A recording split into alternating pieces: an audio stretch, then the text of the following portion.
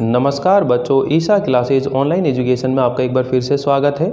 देखिए बच्चों, हम लोग 9th क्लास एनसीईआरटी का जो न्यू सिलेबस आया है उसके अकॉर्डिंग हम लोग 6 नंबर का चैप्टर पढ़ रहे थे। हरिशंकर प्रसाई जी के द्वारा लिखित ये एक व्यंग्यात्मक निबंध है जिसके अंदर जो प्रेमचंद जी हैं उनके व्यक्तित्व को लेकर के एक व्यंग के तौर पर समाज में क्या क्या बुराइयां हैं उनके बारे में यहाँ चित्रण किया गया है। समाज के अंदर एक दिखावे की प्रवृत्ति चल रही है। हर व्यक्ति अपने आप को दिखाने की कोशिश करता है, यानी उसका जो आंतरिक व्यक्तित्व होता है, इंटरनल जो उसकी पर्सनैलिटी होती है और उसका जो बाहरी व्यक्तित्व होता है, उन दोनों में अंतर होते हैं। मतलब लोग एक चेहरे के ऊपर कई चेहरे लगाकर रखते हैं, यानी अंदर कुछ होते हैं और बाहर कुछ होते हैं। तो इसी विषय को उन्होंने प्रसाई जी ने, यानी जो हरिशंकर प्रसाई जी हैं, उन्होंने बहुत ही सुंदर ढंग से आपके सामने उभारने की कोशिश की है। लेखक ये व्यंग निबंध जब आरंभ करते हैं तो बताते हैं कि मेरे सामने जो प्रेमचंद जी हैं उनका एक फोटो लगा हुआ है, वो अपनी पत्नी के साथ फोटो खिंचवा रहे हैं। उन्होंने धोती कुर्ता पहना हुआ है, टोपी पहन रखी है और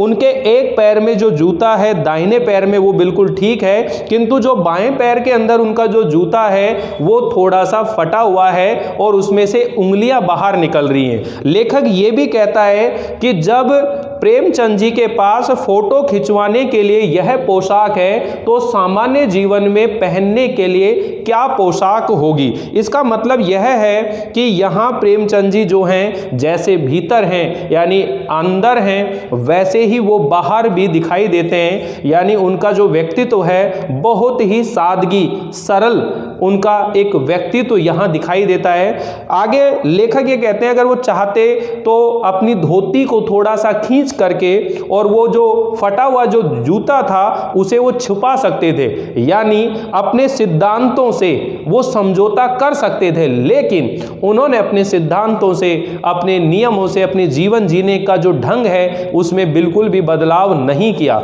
वो चाहते तो किसी से जूते मांग कर ला सकते थे फोटो खिंचवाने के लिए, लेकिन उन्होंने भी ये नहीं किया। तो इसका मतलब क्या निकल कर आ रहा है बच्चों कि आज का जो समय है उसके अंदर लोग किस तरह का दिखावा करते हैं। अपने आप को बड़ा व्यक्ति या एक तरह से पूंजीपति व्यक्ति के रूप में दिखाने के लिए एक दिखावे की प्रवृत्ति समाज के अंदर फैल गई है, लेकिन जो प्रेमचंद जी हैं उनके अंदर ऐसा व्यवहार नहीं था। तो देखिए बच्चों, हम यहाँ तक तो पढ़ चुके हैं। फर्स्ट जो पेज है, अभी जो मैंने सारी डिटेल बताई है यहाँ हम लोग पढ़ चुके हैं। अगर आप लोगों ने वो पिछला वीडियो नहीं देख रखा है तो एक बार वीडियो जरूर देख लीजिए ताकि ये चैप्टर आपको अच्छे से समझ में आ जाए। आज इस चैप्टर में बाकी बचा हुआ जो अंश है उसको हम रीड कर रहे हैं। देखिए, ये कैसा आदमी है जो खुद तो फटे जूते पहने फोटो खिंचा रहा है पर किसी पर हंस भी रहा है। मतलब फोटो के अंदर वो मुस्कुरा रहा है तो उसकी हंसी से एक संसार के ये जो लोग हैं उनके ऊपर व्यंग किया गया है। क्या कह रहे हैं कि ये कैसा आदमी है जो खुद तो फटे जूते पहनकर फोटो खिंचा रहा है पर किसी पर ये हंस भी रहा है। फोटो ही खिंचाना था तो ठीक जूते पहन लेते या ना खिंचवाते। अगर भाई उनको फोटो खिंचवाना था तो अच्छे जूते पहन लेते या फिर फोटो ही ना खिंचवाते। फोटो न खिंचाने से क्या बिगड़ता था? अगर फोटो नहीं खिंचवाते तो क्या बिगड़ जाता? शायद पत्नी का आग्रह रहा हो और तुम अच्छा चल भाई कहकर बैठ गए होंगे। मतलब पत्नी ने कहा होगा चलो फोटो खिंचवा लेते हैं और उन्होंने कहा चल भाई ठीक है, और वो बैठ गए होंगे सीधे साधे मन से। मगर यह कितनी बड़ी ट्रेजेडी है, ये कितनी बड़ी दुख की बात है कि आदमी के पास फोटो खिंचाने को भी जूता ना हो। मैं तुम्हारी ये फोटो देखते देखते तुम्हारे क्लेश को, तुम्हारे दुख को अपने भीतर महसूस करके जैसे रो पड़ना चाहता हूँ, मगर तुम्हारी आंखों का ये तीखा दर्द भरा व्यंग्य मुझे एकदम रोक देता है। यानी उनकी आंखों के अंदर एक व्यंग्य का भाव भरा हुआ है। तो ये जो पैराग्राफ हम लोगों ने पढ़ा है इसके अंदर देखिए क्या क्या क्वेश्चन बन रहे हैं। प्रेमचंद जी को फोटो का महत्व ज्ञात होता तो वह क्या करते? अगर प्रेमचंद जी को फोटो का महत्व ज्ञात होता तो वे अपनी धोती नीचे की ओर सरका कर फटे जूतों को ढक लेते या फोटो खिंचाने के लिए किसी से जूता मांगकर पहन लेते। यदि प्रेमचंद जी को फोटो खिंचाने का महत्व मालूम होता तो वो फोटो खिंचाते समय अपनी धोती को सरका लेते या फिर किसी से जूते मांग कर पहन लेते और वो फोटो खिंचवा लेते, लेकिन प्रेमचंद जी को फोटो खिंचाने का महत्व मालूम नहीं था। दूसरा क्वेश्चन है, इस गद्यांश में प्रेमचंद जी द्वारा फोटो खिंचवाने का क्या कारण बताया गया है? तो इसमें यह बताया गया है कि फोटो खिंचवाने का ये कारण है कि प्रेमचंद जी ना चाहते हुए भी अपनी पत्नी के आग्रह पर फोटो खिंचाने के लिए क्या हो गए होंगे, तैयार हो गए होंगे। भाई प्रेमचंद जी नहीं चाहते होंगे फोटो खींचे, लेकिन पत्नी ने आग्रह किया और पत्नी के आग्रह को स्वीकार करके और उन्होंने फोटो खिंचवाने के लिए वो क्या हो गए, तैयार हो गए। ठीक है ना। तीसरा क्वेश्चन है, फोटो को देखकर लेखक क्या करना चाहता हुआ भी नहीं कर पाता। यानी फोटो को देखकर लेखक को महसूस होता है कि प्रेमचंद जी किसी बड़े क्लेश से घिरे हुए हैं, बड़े दुख से घिरे हुए हैं, उनके हृदय में कोई दर्द भरा था। इस बात पर लेखक रोना चाहता था, किंतु प्रेमचंद जी की फोटो में उनकी आंखों में भरे हुए तीखे व्यंग को देखकर वो वैसा नहीं कर पाता है। लेखक ने किस ट्रेजेडी की ओर संकेत किया है इस गद्यांश में? तो प्रेमचंद जैसे महान साहित्यकार के पास आर्थिक दशाहीनता के कारण फोटो खिंचवाने के लिए एक जोड़ी अच्छे जूते नहीं थे और पत्नी के आग्रह पर फटे हुए जूते में ही फोटो खिंचवाने को विवश रहे। यह सबसे बड़ी ट्रेजेडी थी जिस ओर लेखक ने क्या किया है, संकेत किया है कि जो साहित्यकार लोग हैं वो आर्थिक दृष्टि से किस तरह से पिछड़े हुए होते हैं और कैसी स्थिति उनके सामने होती है, ये यहाँ पर बताया गया है। अगला जो पैराग्राफ है सुनिए, तुम फोटो का महत्व नहीं समझते, समझते होते तो किसी से फोटो खिंचाने के लिए जूते मांग लेते। लोग तो मांगे के कोट से वर दिखाई देते हैं, लोग मांगे हुए कोट को पहनकर एक दूल्हे जैसे दिखाई देते हैं। वर मतलब दूल्हे जैसे दिखाई करते हैं और मांगे की मोटर से मांग करके मोटर लाए और उसे बारात निकालते हैं। फोटो खिंचाने के लिए तो बीवी तक मांग ली जाती है, तुमसे जूते ही मांगते नहीं बने। तुम फोटो का महत्व नहीं जानते।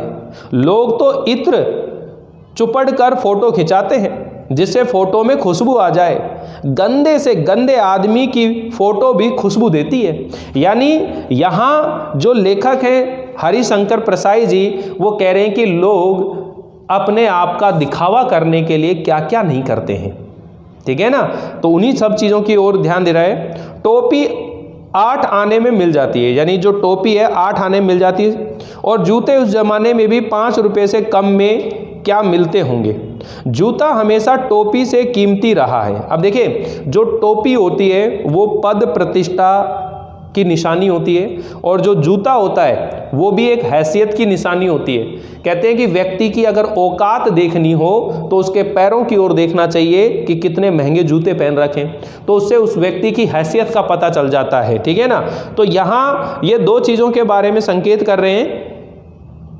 अब तो जूते की कीमत और बढ़ गई और एक जूते पर 2500 टोपियाँ नौछावर होती हैं। जिसका जूता उसी का बल, मतलब कहते हैं ना जूते की नोक पर रखना, ये मुहावरे भी होते हैं। यानी जिस व्यक्ति में आज सत्ता है, ताकत है, एक पद प्रतिष्ठा है, उसके सामने हर व्यक्ति जो है काम करता है, उसके सामने दुम हिलाए खड़ा रहता है। ठीक है ना। सब जूते की नोक पर काम करने के लिए रहते हैं। तो यहाँ पर उसी चीज़ को कह रहे हैं कि आज न जाने कितनी जो टोपियाँ हैं उसके ऊपर नौछावर होती हैं।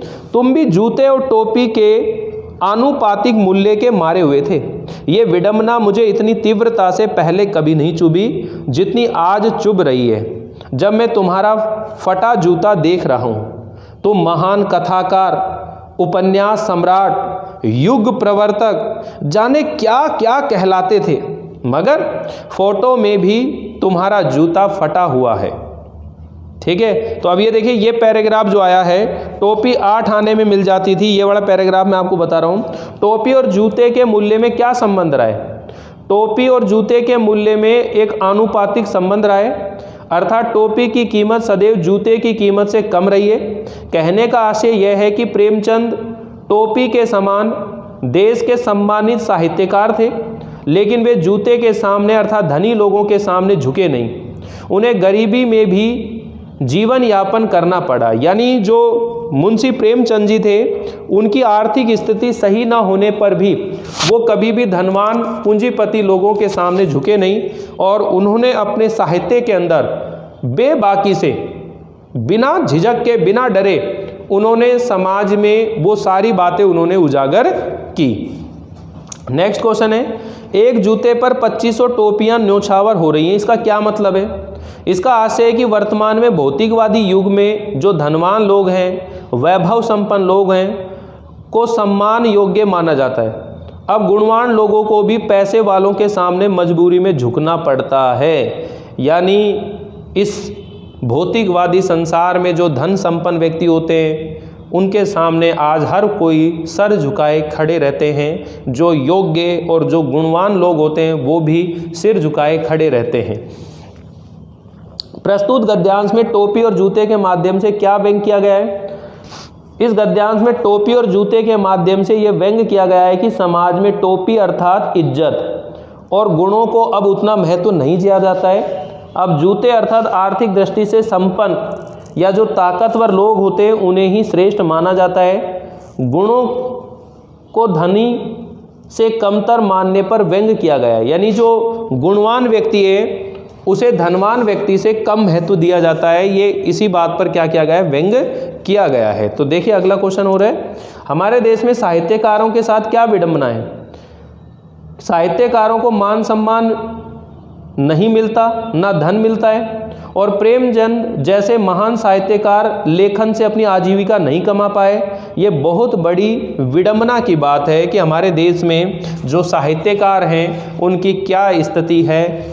ठीक है, मेरा जूता भी कोई अच्छा नहीं है, यूँ ऊपर से अच्छा दिखता है, अंगुली बाहर नहीं निकलती, पर अंगूठे के नीचे तला फट गया है, अंगूठा जमीन से घिसता है और पैनी मिट्टी पर कभी रगड़ खाकर लहू लुहान भी हो जाता है। पूरा तला गिर जाएगा, पूरा पंजा छिल जाएगा, मगर अंगुली बाहर नहीं दिखेगी। तुम्हारी अंगुली दिखती है पर पाँव सुरक्षित है, मेरी अंगुली ढकी है पर पंजा नीचे घिस रहा है। तुम पर्दे का महत्व ही नहीं जानते, हम पर्दे पर कुर्बान हो रहे हैं। मतलब लोग अंदर से बिल्कुल खोखले हैं, कमज़ोर हैं, किंतु दिखावे इतना बढ़ चढ़ करके दिखावा करते हैं। ठीक है ना, तो कह रहे हैं कि पर्दे का जो महत्व है वो बड़ा अधिक होता है। लोग अपने जो वास्तविक स्थिति है उसे छिपाने के लिए न जाने क्या क्या करते हैं, लेकिन जो प्रेमचंद जी हैं वो कभी भी अपने आप को पर्दे में नहीं रखते हैं। वो जैसे बाहर दिखाई दे रहे हैं वैसे ही वो अंदर हैं, भीतर हैं। तो उसके अंदर और बाहर के व्यवहार में किसी तरह का कोई अंतर हमें नज़र नहीं आता है। तो उसी चीज़ पर यहाँ बात करी गई है। तुम फटा जूता बड़े ठाठ से पहनने हो, मैं ऐसे नहीं पहन सकता। फ़ोटो तो ज़िंदगी भर इस तरह नहीं खिंचवाऊँ, चाहे कोई जीवनी बिना फ़ोटो के ही छाप दे। तुम्हारी ये व्यंग मुस्कान मेरे हौसले पस्त कर देती है। क्या मतलब है इसका? कौन सी मुस्कान है ये? क्या होरी का गोदान हो गया है? अब ये देखिए, जो प्रेमचंद जी ने उपन्यास लिखे हैं, गोदान उपन्यास जानते हो वहाँ पर, तो उसके अंदर होरी नामक एक कैरेक्टर होता है, तो वह गोदान, गाय का दान करता है। ठीक है, क्या होरी का गोदान हो गया है? क्या पूस की रात में, यानी सर्दियों की रात में किसान पूरी रात गन्ने के खेत में जो है रखवाली देता है। ठीक है, तो पूस की रात में नील गाय हल्कू का खेत चर गई है। क्या सुजान भगत का लड़का मर गया क्योंकि डॉक्टर क्लब छोड़कर नहीं आ सकते? नहीं, मुझे लगता है माधो औरत के कफन के चंदे की शराब पी गए, वही मुस्कान मालूम होती है। मैं तुम्हारा जूता फिर देखता हूँ, कैसे फट गया ये। मेरी जनता के लेखक क्या बहुत चक्कर काटते रहे? क्या बनिए के तगादे से बचने के लिए मील 2 मील का चक्कर लगाकर घर लौटते रहे? चक्कर लगाने से जूता फटता नहीं है, घिस जाता है। कुंभन दास का जूता भी फतेहपुर सीकरी आने जाने में घिस गया था, उसे बड़ा पछतावा हुआ। उसने कहा, आवत जात पहनियाँ घिस गई, बिसर गयो हरि नाम, आते जाते मेरे जो जूते हैं वो घिस गए और हरि का नाम भी मैं भूल गया। ठीक है ना। और ऐसे बुलाकर देने वालों के लिए कहा था, जिनके देखे दुख उपजत है तिनको करबो परई सलाम। यानी ऐसे लोगों को देख करके उत्पन्न होता है जिनको करना पड़ता है क्या, सलाम। चलने से जूता घिसता है, फटता नहीं है। तुम्हारा जूता कैसे फट गया? मुझे लगता है तुम किसी सख्त चीज़ को ठोकर मारते रहे हो। कोई चीज़ जो परत पर परत सदियों से जम गई है, उसे शायद तुमने ठोकर मार मार कर अपना जूता फाड़ लिया।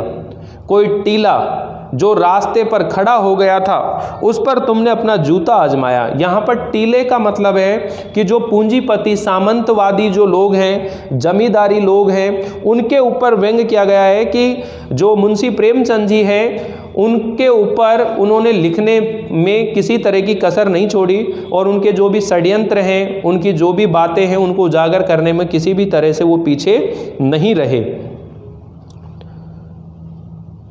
तुम उसे बचाकर उसके बगल से भी तो निकल सकते थे, टीलों से समझौता भी तो हो सकता था। यानी कि जो बड़े बड़े पूंजीपति हैं, रईस हैं, ठीक है, उनके साथ में समझौता करके भी तो रह सकते थे, लेकिन मुंशी प्रेमचंद जी ने कभी ऐसा नहीं किया और उनके विरुद्ध हमेशा वो लिखते रहे।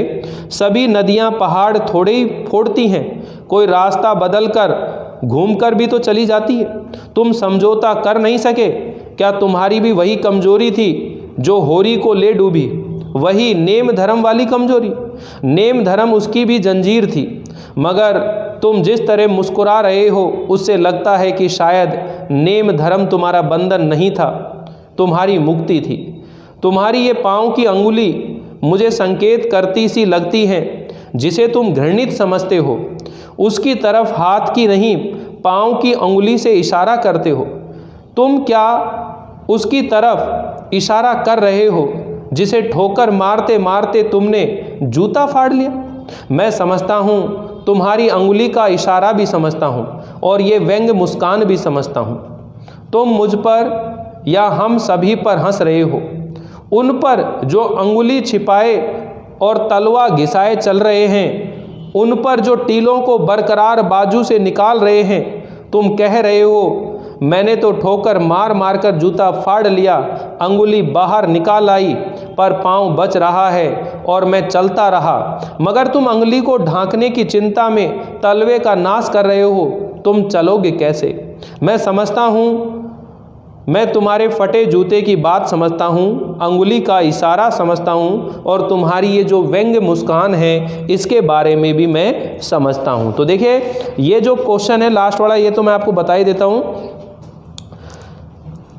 लेखक के अनुसार प्रेमचंद जी ने किस पर अपना जूता आजमाया है? लेखक के अनुसार प्रेमचंद जी ने जो सामयिक उन्नति के मार्ग की जो बाधा थी, जो बुराइयां या जो असामाजिक तत्व थे, उन पर अपना जूता आजमाया। यानी जो समय के अनुसार समाज में उन्नति होनी चाहिए, उसमें बाधा पहुंचाने वाले कुछ असामाजिक तत्व होते हैं, कुछ ऐसे लोग होते हैं दुष्ट, जो समाज में उन्नति को नहीं लाना चाहते हैं। ऐसे लोगों के ऊपर प्रेमचंद जी ने जूता मारा और उन्हीं से वो आगे बढ़े। नेक्स्ट है, टीले से समझौता भी तो हो जाता, इसका आशय क्या है? सामाजिक जीवन में अनेक बाधक तत्व टीलों की तरह मार्ग रोक देते हैं और जो समझौतावादी लोग होते हैं या स्वार्थी लोग होते हैं या जो कमज़ोर लोग होते हैं उनसे समझौता कर लेते हैं, किंतु जो सिद्धांतवादी लोग होते हैं वो उन तत्वों से कभी समझौता नहीं करते, बल्कि उन्हें ठोकर मारकर आगे बढ़ते हैं। समझौता करना तो अपनी कमजोरी व्यक्त करना जैसा है। लेखक को प्रेमचंद जी का जूता फटने का क्या कारण प्रतीत होता है? हमारे समाज में अनेक बुराइयों की परतें जमी हुई हैं। वे बुराइयां हमारे सामाजिक जीवन के मार्ग में बाधाओं के टीले जैसे हैं। एक सामाजिक चेतना का साहित्यकार उन बुराइयों का विरोध करता है, उन्हें मिटाना भी चाहता है, और इसी कारण प्रेमचंद जी उन बुराइयों पर ठोकरें मारते रहे हैं जिससे उनके जूते फट गए हैं। इस गद्यांश में प्रेमचंद जी के व्यक्तित्व की क्या विशेषता बताई गई है? इस गद्यांश में प्रेमचंद जी के व्यक्तित्व की यह विशेषता बताई गई है कि वे न तो सुविधा भोगी थे और ना ही वो समझौतावादी थे। वे सामाजिक जीवन में व्याप्त अनेक बुराइयों और कुरीतियों को मिटाना चाहते थे। इस तरह से यहाँ प्रेमचंद जी ने यहाँ अपने बातें कही हैं। अब देखिए, सबसे पहली बात तो हम ये बात करते हैं कि ये जो चैप्टर अभी आप लोगों ने पढ़ा है, इसके अंदर इसके जो क्वेश्चन आंसर हैं वो मैं आप लोगों को समझा देता हूँ और उनके उत्तर भी लिख देता हूँ। तो देखिए, पहला जो क्वेश्चन है इसके अंदर कि हरिशंकर परसाई ने प्रेमचंद जी का जो शब्द चित्र हमारे सामने प्रस्तुत किया है, उससे प्रेमचंद जी के व्यक्तित्व की कौन कौन सी विशेषताएं उभर कर आती हैं। यानी हरिशंकर परसाई जी ने प्रेमचंद जी के व्यक्तित्व की जो बातें हमारे सामने उजागर की हैं, वो कौन कौन सी विशेषताएं हमारे सामने उभर कर आती हैं, उजागर होती हैं। तो सबसे पहली बात तो कि जो प्रेमचंद जी का जीवन था वो संकटों से और मुसीबतों से, अभावों से घिरा हुआ था। आर्थिक दृष्टि से जो प्रेमचंद जी थे वो कमज़ोर थे, ज़्यादा संपन्न व्यक्ति नहीं थे। और दूसरी विशेषता ये भी है कि उन्होंने कभी जीवन में किसी के साथ कोई समझौता नहीं किया। कुछ लोग ऐसे होते हैं जो स्वार्थ के वशीभूत होकर या अपनी कमजोरी को व्यक्त करते हुए और वो समझौता करके और उनके सामने सर झुकाकर रहते हैं। लेकिन जो प्रेमचंद जी हैं, उन्होंने कभी भी पूंजीपतियों से या जो सामंतवादी लोग थे, जमींदार लोग थे, उनके साथ कभी भी समझौता नहीं किया, अर्थात अपने सिद्धांतों को छोड़ करके, और उन्होंने कभी भी उनके अनुसार जीवन नहीं जिया। हमेशा वो अपने सिद्धांतों के ऊपर ही रहे।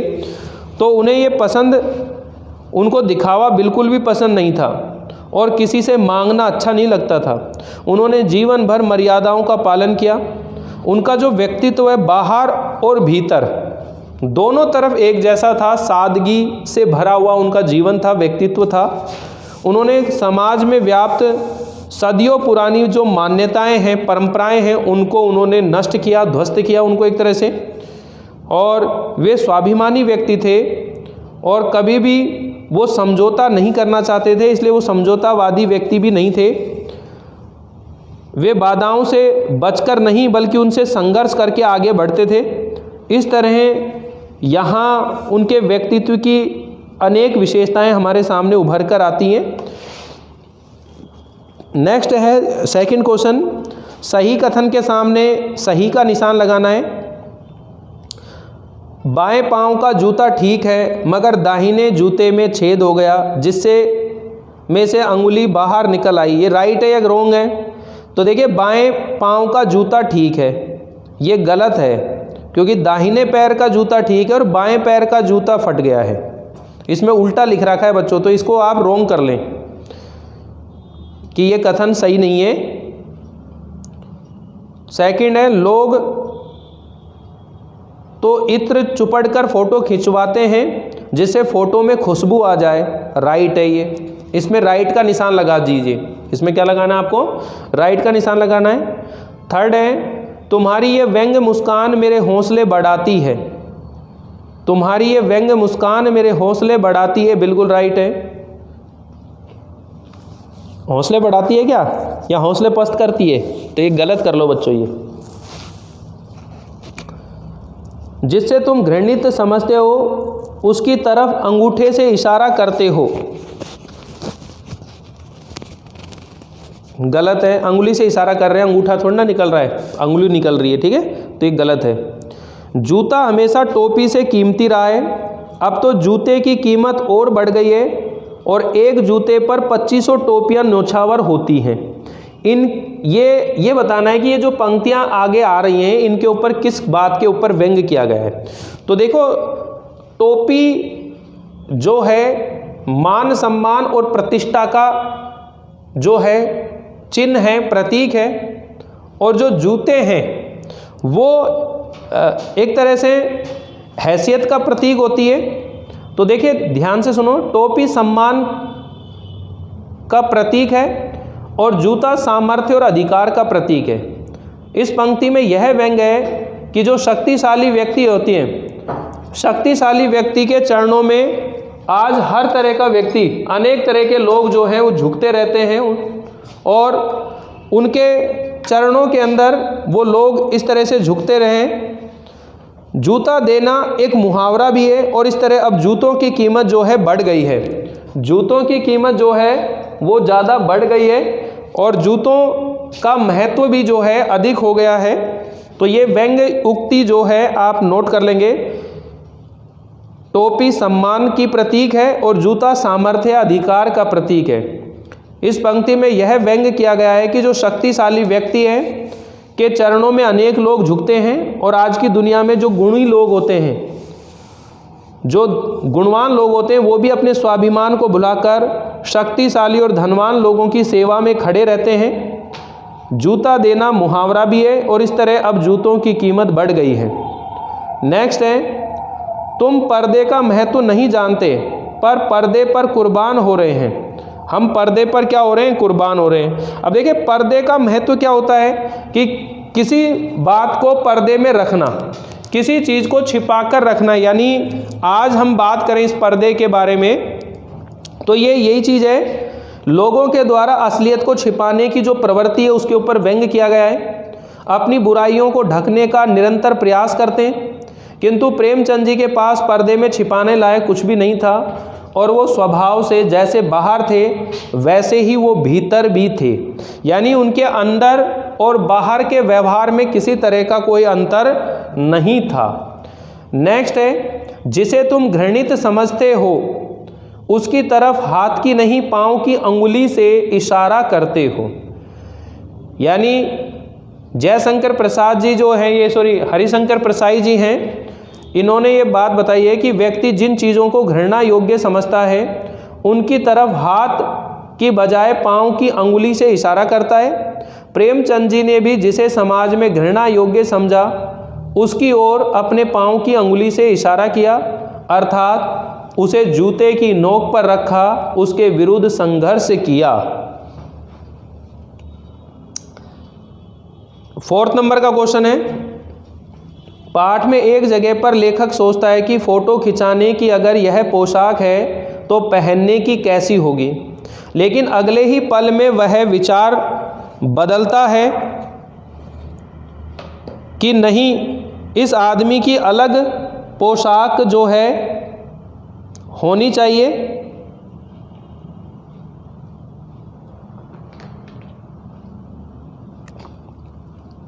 लेकिन अगले ही पल में वह विचार बदलता है कि नहीं, इस आदमी की अलग अलग पोशाकें नहीं होंगी। आपके अनुसार इस संदर्भ में प्रेमचंद जी के बारे में लेखक के विचार बदलने की क्या वजह हो सकती हैं? यानी देखिए पहले क्वेश्चन समझिएगा, ये कह रहे हैं कि आमतौर पर व्यक्ति फ़ोटो खिंचाने के लिए अलग पोशाक रखता है और बाहर आने जाने के लिए अलग पोशाक होती हैं।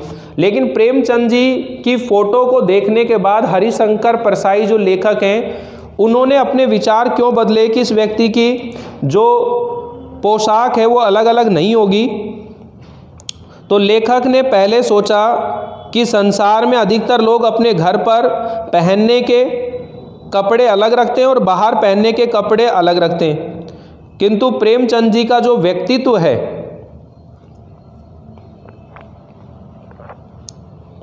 वो सादगी से भरा हुआ था। वे जैसे बाहर थे वैसे ही वो अंदर भी थे अपने। प्राय देखने में लेखक ने सोचा कि प्रेमचंद जी के व्यक्तित्व में ऐसी भिन्नता बनावटीपन नहीं हो सकता है, वे तो सदा एक जैसे हैं और हमेशा बाहर और भीतर एक जैसे ही।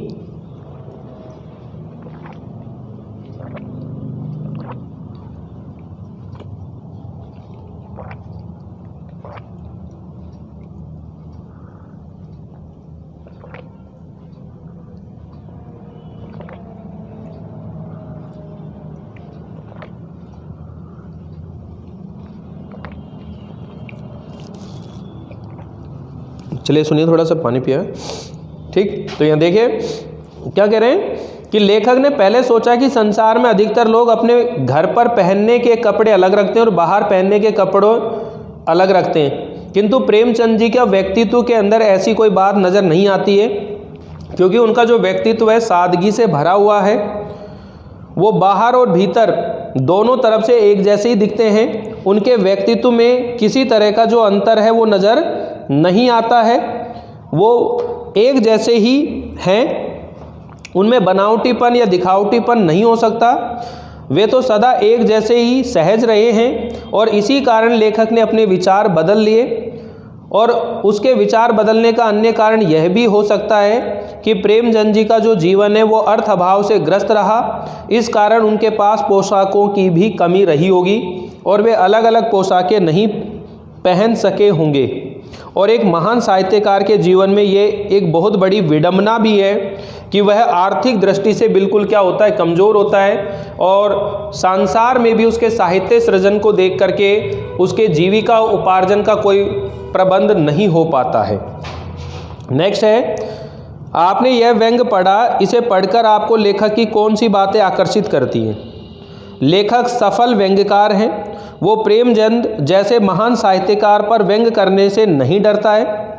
लेखक ने सरल और सजीव भाषा का प्रयोग कर सुंदर शब्द चित्र उपस्थित किए और प्रेमचंद जी के स्वभाव का सहजता से उद्घाटन किया है।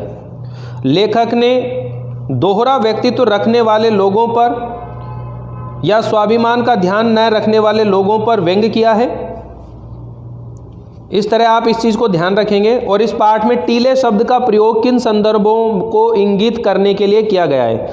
तो देखिए, ये जो पाठ है इसमें टीला शब्द आया है, तो टीले का तात्पर्य क्या है कि मार्ग में जो रुकावटें आती हैं, मार्ग में जो रुकावटें आती हैं या ऐसे लोग जो समाज में असामाजिक तत्व के रूप में रहते हैं और किसी न किसी तरह से वह व्यक्ति को रोकने की कोशिश करते हैं, लेकिन जो स्वार्थी और जो कमज़ोर लोग होते हैं उन टीले, उन जो बंधन होते हैं उनकी बातों को मान करके और अपने सिद्धांतों से एक तरह से समझौता कर लेते हैं। लेकिन जो प्रेमचंद जी हैं उन्होंने कभी भी ऐसा नहीं किया, उन्होंने कभी भी अपने सिद्धांतों के साथ में बिल्कुल भी समझौता नहीं किया। तो देखिए, इस पाठ में टीले से तात्पर्य है मार्ग की रुकावटें, अर्थात बाधा उपस्थित करने वाले जो लोग हैं, सामंतवादी लोग हैं, पूंजीपति लोग हैं। टीले पर ठोकर मारने का उल्लेख करने से लेखक ने बाधक तत्व जैसे उस समय के समाज में जो भी लोग शोषण की प्रवृत्ति थी, अन्याय, छुआछूत, जाति पाति आदि बुराइयों को उन्होंने दूर करने के लिए संकेत किया है। इस तरह उन्होंने टीले शब्द का प्रयोग बहुत से अर्थों के अंदर वहाँ पर उन्होंने इस शब्द का प्रयोग किया है। तो देखिए, यहाँ ये जो हरिशंकर प्रसाई जी के द्वारा लिखा हुआ ये जो निबंध है ये बिल्कुल कंप्लीट हो गया है। 6 चैप्टर आपके कंप्लीट हो रहे हैं ये, और उम्मीद है कि आप लोगों को ये सब चीज़ें अच्छे से समझ में आ रही होंगी और आप बहुत अच्छे से इन चीज़ों को पढ़ रहे हैं। और इसी तरह आप विश्वास के साथ जुड़े रहिए, बने रहिए, क्योंकि समय और परिस्थिति के अनुसार व्यक्ति को एक बार अपने अंदर बदलाव कर लेना चाहिए। जो व्यक्ति बदलाव कर लेता है वह अपने जीवन में ज़रूर सफल होता है। और आप सभी विद्यार्थियों को भी आज समय और परिस्थितियों को देखते हुए अपने आप को इस तरीके से बदल लीजिए ताकि आप ऑनलाइन क्लास भी ऑफलाइन क्लास की तरह ही आनंद के साथ पढ़ सकें। बाकी मेरी तरफ से पूरी कोशिश रहती है कि मैं आप लोगों को यहाँ इस वीडियो में ऑफलाइन क्लास का पूरा आनंद मैं आप लोगों को दिला सकूँ। तो जुड़े रहिए, बने रहिए, मिलते हैं अगली बार नए चैप्टर को लेकर। तब तक के लिए थैंक यू, बाय बाय।